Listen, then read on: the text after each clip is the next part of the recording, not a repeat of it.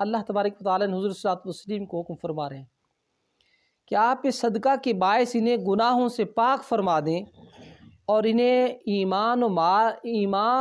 مال کی پاکیزگی سے برکت بخش دیں اور ان کے حق میں دعا فرمائیں۔ بے شک آپ کی دعا ان کے لیے باعث تسکین ہے اور اللہ خوب سننے والا، خوب جاننے والا ہے۔ یہ فرمایا کہ آپ ان کے اموال یعنی ان کے مالوں میں سے صدقہ زکوٰۃ وصول کیجئے اور آپ اس صدقہ کے باعث انہیں گناہ سے پاک فرما دیں۔ حضور آقا دو جہاں صلی اللہ علیہ وسلم کو ارشاد فرمایا جا رہا ہے کہ جب ان سے آپ صدقہ وصول فرمائیں گے، زکوٰۃ وصول فرمائیں گے، تو اس کے عوض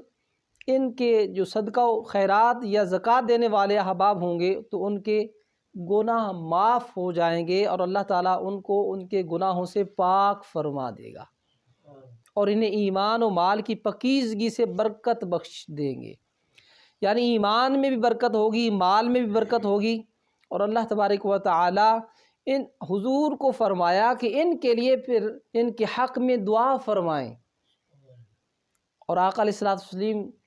جو صدقہ و خیرات پیش کرتے اللہ اور اللہ کی پیاری بارگاہ میں، تو آقا دو جہاں صلی اللہ علیہ وسلم ان کے لیے دعا فرمایا کرتے تھے۔ فرمایا آپ ان کے حق میں دعا فرمائیں، بے شک آپ کی دعا ان کے لیے باعث تسکین ہے۔ لیسکنہم، فرمایا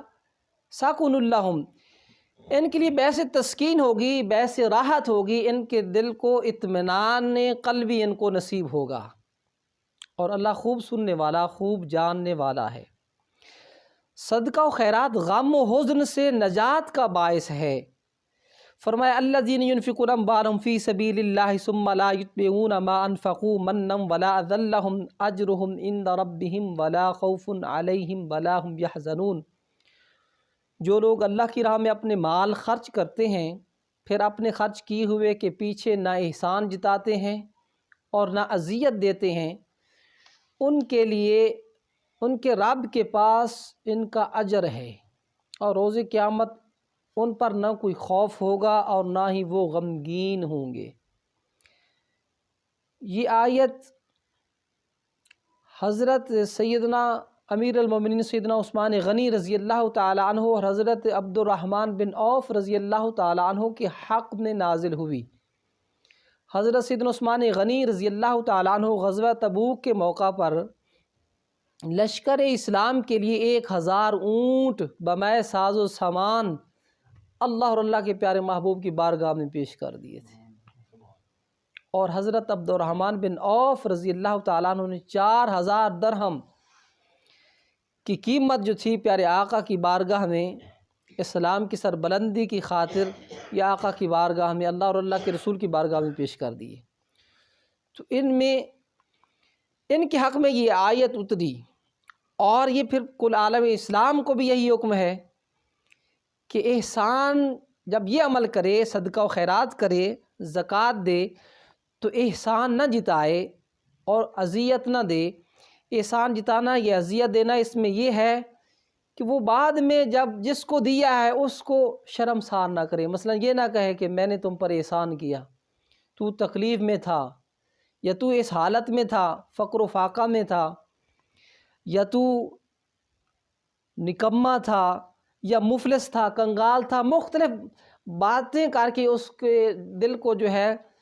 وہ رنجش نہ دے، دل آزاری نہ کرے، بلکہ فرمایا کہ احسان بھی نہ جتائے اور اس کو اپنے باتوں کی وجہ سے اذیت بھی نہ دے، بلکہ اس عمل کو کر کے پھر بعد میں خاموش ہو جائے۔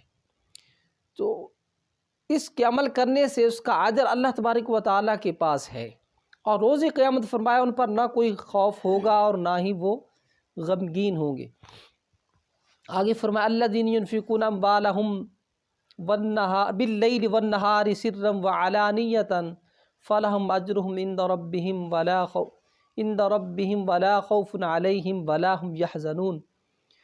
فرمایا جو لوگ اللہ کی راہ میں شب و روز اپنے مال پوشیدہ اور ظاہر خرچ کرتے ہیں تو ان کے لیے ان کے رب کے پاس ان کا اجر ہے، اور روز قیامت ان پر نہ کوئی خوف ہوگا اور نہ ہی وہ رنجیدہ ہوں گے۔ تو یہ آیت حضرت امیر المومنین سیدنا ابو بکر صدیق رضی اللہ تعالیٰ عنہ کے حق میں نازل ہوئی،